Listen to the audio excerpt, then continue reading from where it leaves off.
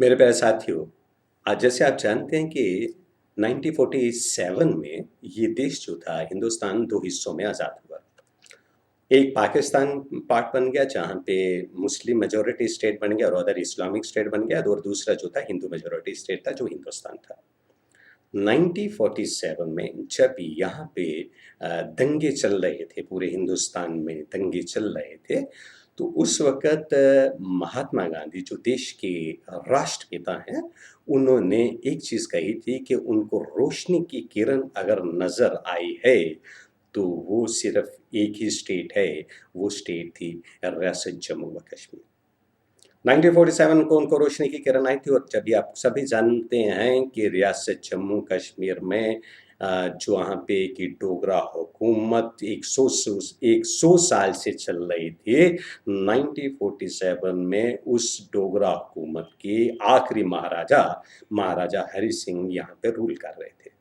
जो 1947 में ही उन्होंने देश के साथ एक्सेशन किया और 1949 में उन्होंने एक ऑर्डर निकाल के अपने बेटे कर्ण सिंह को इस रियासत का सदर रियासत गोया के रेजिडेंट बनाया और जो सिविल एडमिनिस्ट्रेशन थी वो इस स्टेट के एक कद्दावर नेता शेख अब्दुल्ला साहब को उन्होंने हवाले की और 1949 में उनको इस रियासत से जाना पड़ा।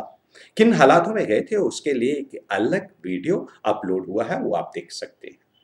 लिहाजा जब 49 के बाद इस स्टेट में एक पब्लिक सिस्टम स्टार्ट हुआ, democratic rather use system start हुआ, तो उस वक़्त ये डेमोक्रेटिक सिस्टम इतना अच्छा यहाँ पे चलता रहा और इतना देर तक वो चलता रहा कि यहाँ तक कि 1990 में 1990 में 1990 में तक ये मालूम नहीं चला कि क्या हो गया, इसे नज़र कहाँ सेकुलरिज्म को लग गई कि डेमोक्रेटिक सेटअप को, कि 1990 में ऊपर से जो चद्दर बिछी थी सेकुलरिज्म की, उसके नीचे तो टोटल कम्युनलिज्म और मिलिटेंसी और टेररिज्म ही टेररिज्म था। हालात इस स्टेट के यहाँ तक हो गए कि जो police law and order duty देती है, वो पुलिस अपने थानों से बाहर गश्त या ड्यूटी देने के लिए बाहर निकलने, वर्दी पहन के निकलने के लिए डरती थी 90s में।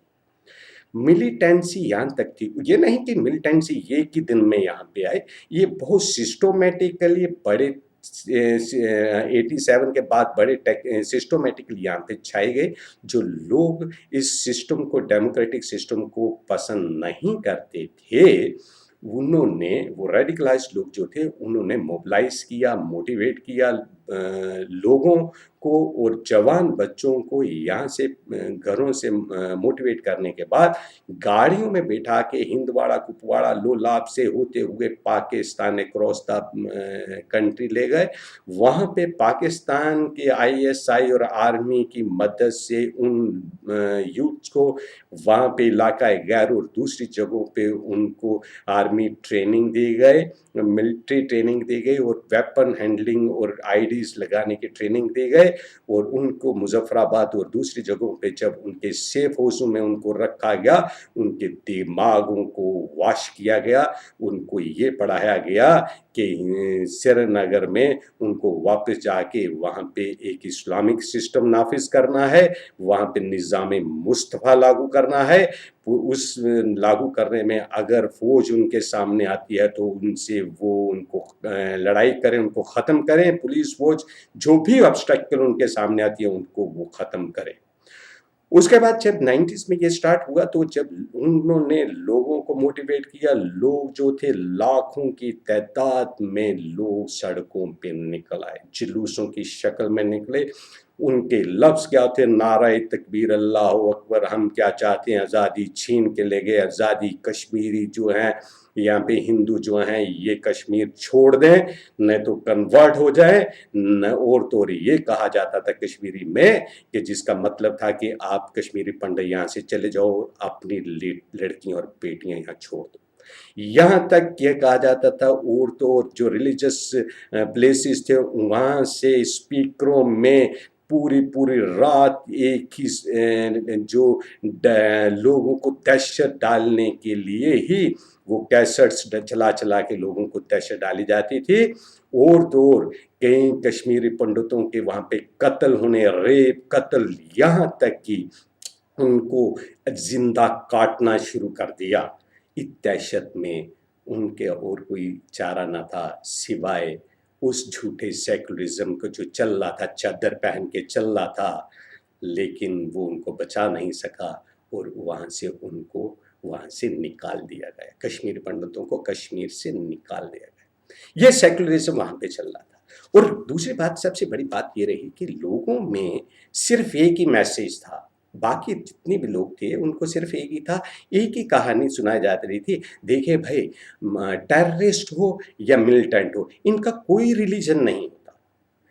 जिसके लिए वो पढ़ाए जा रहे थे, जो उनको पढ़ा रहे थे, जो उनको ट्रेनिंग दिला रहे थे, जो उनको दहशतगर्द बना रहे थे, वो एक पूरा रिलीजन के बेस पे ही सिखाया जा रहा था। वो पूरा रिलीजियस सिस्टम के साथ चल रहा था। और तो और जब वो कहीं किसी इनकाउंटर में फौज के साथ मारे जाते, उसके बाद भी उसी रिलीजन के लिए, जिसके लिए वो लड़ाई कर रहे थे, जिसमें पैदा हुए थे, जिसके लिए लड़ रहे थे, और जब मरते थे तब भी उसी रिलीजन के मुताबिक ही पूरे सिस्टम से उनको दफनाया जाता था। और उसके बाद जो इनकी आखिरी जो सिस्टर रिवायत पूरी मानी जाती थी, नमाज जनाजे इनके पढ़े जाते थे। तो फिर जब एक रिलीजन के लिए हो जाता है, लेकिन दूसरों की आंखों में पट्टी पूरी बांधी थी कि नहीं, इनका कोई रिलीजन नहीं होता। एक तरफ तो ये था, और दूसरे वैसे ही कितने सेकुलर वहाँ के लीडर थे। हमारी लीडरशिप बहुत सेकुलर थी, ये मानने वाली बात है।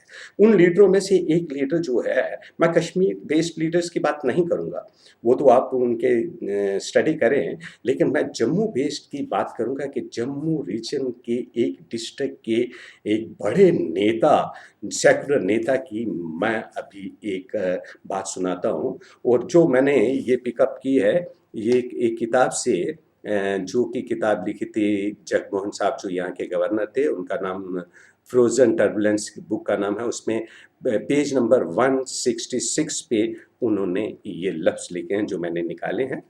और ये डोडा डिस्ट्रिक्ट है, जम्मू रेंज में एक डोडा डिस्ट्रिक्ट पड़ता है। उनके ये कातबार नेता है, और ये सीनियर कांग्रेस नेता है, और उनका नाम क्या है, Ataullah Suhrawardy. Ataullah Sohrawardy, a senior leader of the National Conference and a former minister and deputy speaker, made the following remarks in a speech in the State Legislative Council. ये स्टेट लेजिस्लेटिव काउंसिल में जहाँ पे कानून बनते हैं, वहाँ पे ये बातें उन्होंने कही हैं। क्या बात उन्होंने कही है? वो कहते हैं, I am first Muslim and then an Indian. हमें जो पढ़ाया जाता है, हमें पढ़ाया जाता है पहले देश है और दूसरे फिर जो ज़ात है वो बाद में है। लेकिन ये लेजिस्लेटिव काउंसिल में कहते हैं कि I am first a Muslim and then an Indian. मैं पहले मुसलमान हूँ और मैं हिंदुस्तानी बाद में हूँ। इस्लाम does not need the support of anyone for its separate. कहते हैं इस्लाम को कि उसके फैलने के लिए किसी की मदद की ज़रूरत नहीं है। It is spreading on its own, ये खुद ब खुद फैलता है। At the time of partition there were only 4.5 crore Muslims in the country. कहता है जब देश की विभाजन हुआ, दो हिस्सों में बटा, उस वक्त हिंदुस्तान में 4.5 करोड़ मुस्लिम आबादी थी। However, in spite of the bloody communal riots in Bhiwandi, Muradabad, Aligarh, and other areas, killing thousands of Muslims, the population of Muslim has increased to 14 crore, 14 crores. कहते हैं इसके बावजूद भिवांडी, मुरादाबाद, अलीगढ़ और दूसरे एरिया में मुसलमानों के हज़ारों मुसलमानों के कत्ल हुए, लेकिन उसके बावजूद ये आबादी जो है इस वक्त 14 करोड़ हो गई है। ये मेरे साथियों, ये जो जगमोहन साहब ने लिखा है, ये 1983-84 की बात सुना रहे हैं। As for the question of conversion of all to Islam, उन्होंने कहा कि जो कन्वर्शन इस्लाम में बाकी धर्मों के से इस्लाम में आने की बात जो कह रहे हैं, it is a fundamental duty of the Muslim to strive for the conversion. ये एक फंडामेंटल नैतिक अधिकार है मुसलमान का कि वो कोशिश करे कन्वर्शन करने के लिए, मुस्लिम में कन्वर्ट करने के लोगों के कन्वर्शन करे of any Muslim, and any Muslim who does not remember this duty does not deserve to be called a Muslim। और जो ये काम नहीं करता, ये ड्यूटी नहीं करता, उसे मुसलमान कहलाने का कोई हक नहीं। ये हमारे एक सेकुलर कद्दावर नेता हैं, उन्हीं कद्दावर नेताओं के बारे में जो ये डोडा डिस्ट्रिक्ट के हैं और मिलिटेंसी जो पाकिस्तान से स्पॉन्सर्ड हुई और श्रीनगर में पनपी और कश्मीरी पंडितों का एक पर्टिकुलर कम्युनिटी को वहाँ से निकाल लिया गया। उसके बाद वही मिलिटेंसी का रुख जो हुआ, अब वो डोडा डिस्ट्रिक्ट की तरफ जब होने लगा, वहाँ तक भी पहुँच गई। ये सेकुलर लीडरों के घरों तक भी, डिस्ट्रिक्टों तक पहुँची। और क्या हुआ वहाँ पे, ये जो डाटा है ये मैं खुद नहीं बोल रहा हूँ, ये मेरा खुद का बनाया नहीं है, ये मैंने एक आरटीआई के तहत जो है ये डाटा लिया है। ये आरटीआई के डिपार्टमेंट से, मैंने कंसर्न डिपार्टमेंट से ये डाटा लिया थ्रू आरटीआई। 1993 में देसा में एक लड़की का कत्ल हुआ, पहली लड़की मारी गई, मिलिटेंट्स ने कत्ल किया, बेटी से स्टार्ट किया। कितने रहमदिल लोग हैं ये।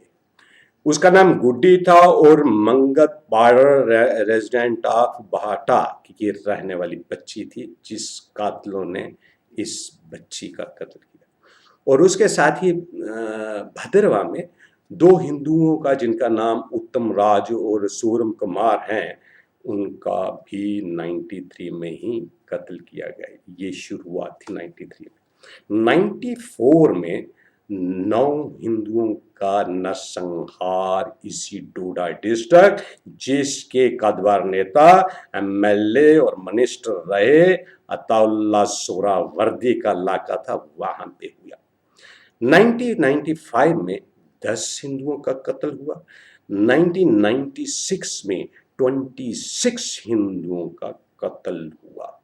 और उसमें 26 में एक बरसाला जगह है जहाँ पे 12 हिंदू जो एक फैमिलीज थी, उनको इकट्ठा करके मैसेकर्स जो किया, वो एक जगह 12 हिंदुओं को मारा।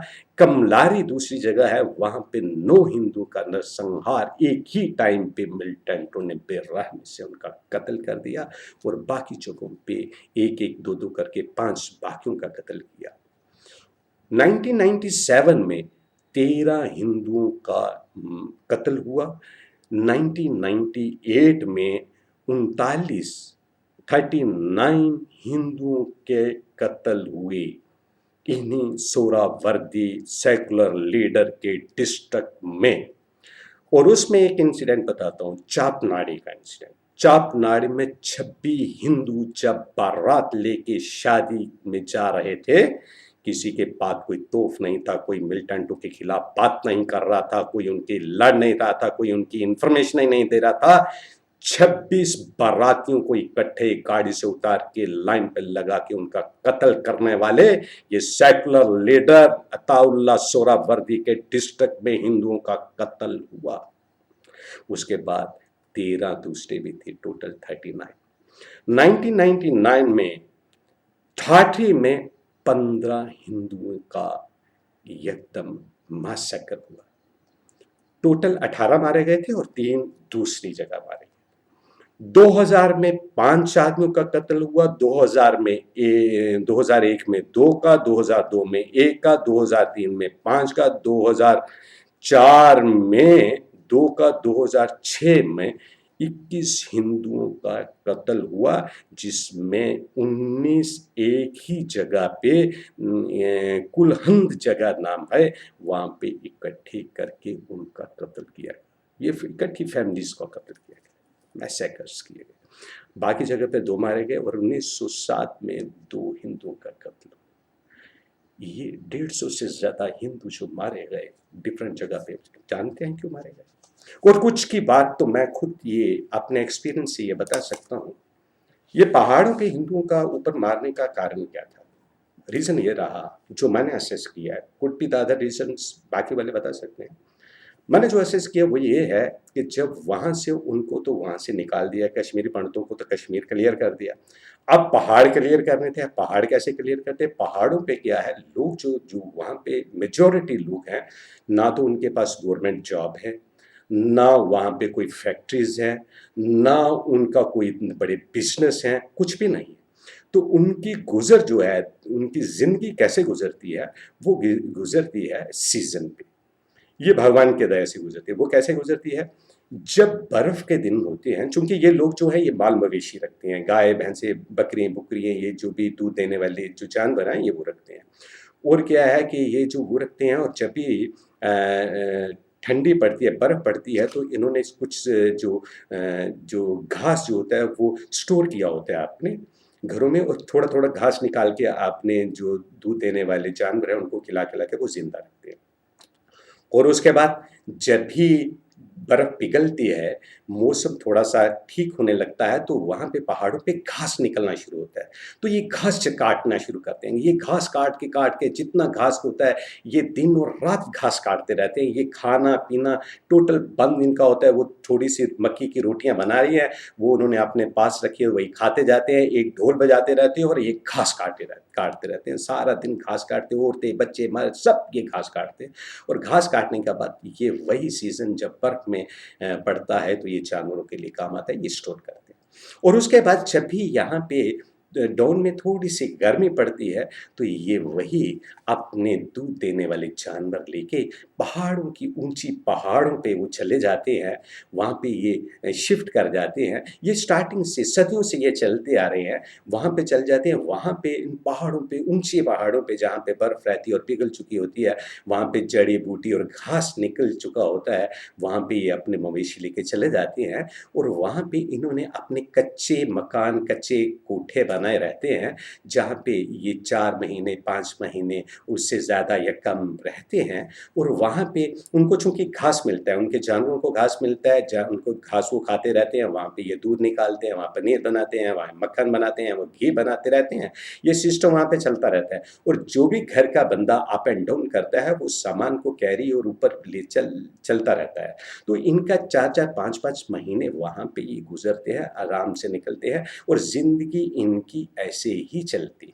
लेकिन जब ये मिलिटेंसी आई, उन्होंने क्या किया कि देखा ये पहाड़ों पे जा रहे हैं, ये उनकी ज़िंदगी चल रही है, तो इन्होंने वहाँ पे मार के उन लोगों पे, जो जिन्हें अदवारें कहते हैं, जो ऊपर पहाड़ों पे जो इन्होंने घर बनाए होते हैं, उनको अदवार कहते हैं।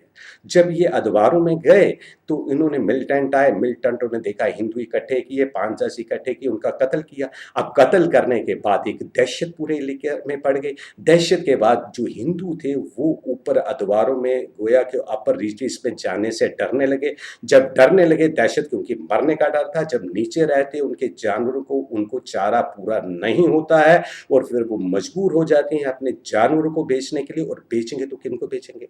उन्हीं को बेचेंगे जिनको ऊपर जाने की परमिशन है, और वहाँ पे बेचेंगे, वो बार्गेनिंग होगी, बार्गेनिंग वो ये हारेंगे, इनको आधे रेट पे जानवर बेचने पड़ेंगे, दूध, मक्खन घर का सब खत्म होगा। घर में जब इनके पास दूध नहीं, मक्खन नहीं, तो इनकी रोज़ी बंद होगी, रोज़ी बंद होगी तो ये ज़मीन बेचेंगे, नीचे वाली ज़मीन बेचेंगे, ये गुर्बत में आएँगे, ज़मीन बेचेंगे, ज़मीन के बाद बच्चे जो होंगे दर-बदर होंगे, या तो अल्टीमेटली उनको स्टारवेशन पे खुद वहाँ पे मरना पड़ेगा, या उन्हीं लोगों के जिनके साथ ये काम करते हैं, उनके घरों में नौकर बन के रहना पड़ेगा, उनके बर्तन साफ करके वहीं पर रहना पड़ेगा, मरे पड़े रहना 2 वक़्त की रोटी के लिए, या वहाँ से होके माइग्रेट होंगे, नहीं तो खुदकुशी करेंगे, कुछ ना कुछ करेंगे, खत्म होंगे। ये इनका एक प्लानिंग और सिस्टम चला, और ये चला, बहुत अच्छे तरीके से चला, और ये कामयाब काफ़ी तरीके तक हुए।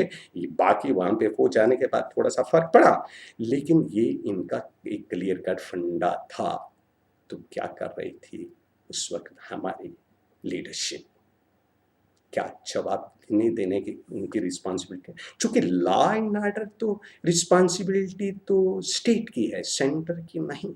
तो स्टेट के लीडरशिप जो सेक्युलर का ओढ़ के चोला पहनते हैं, वो कितने सेक्युलर थे, ये तो अब आप बताइए। आपको वीडियो पसंद आई है, लाइक करें, सब्सक्राइब करें, और दूसरी वीडियो का इंतज़ार करें, और जाते-जाते मैं एक बात कहूँगा, काश आज महात्मा हमारे राष्ट्रपिता महात्मा गांधी जिंदा होते तो उनसे ये पूछा जाता कि वो जो लाइट उनको जो 1947 के में जब देश जल रहा था उस वक़्त जो रोशनी की किरण उनको नज़र आई, क्या वो रोशनी की किरण बुझी नज़र आई या इससे भी ज़्यादा लू कर रही है? सवाल तो बना है, जवाब आप देना। और अगर वीडियो पसंद आए तो लाइक करना, सब्सक्राइब करना और दूसरी वीडियो का इंतज़ार करना, फिर लेके वीडियो आऊँगा, तब तक यही कहूँगा, जय माता दी।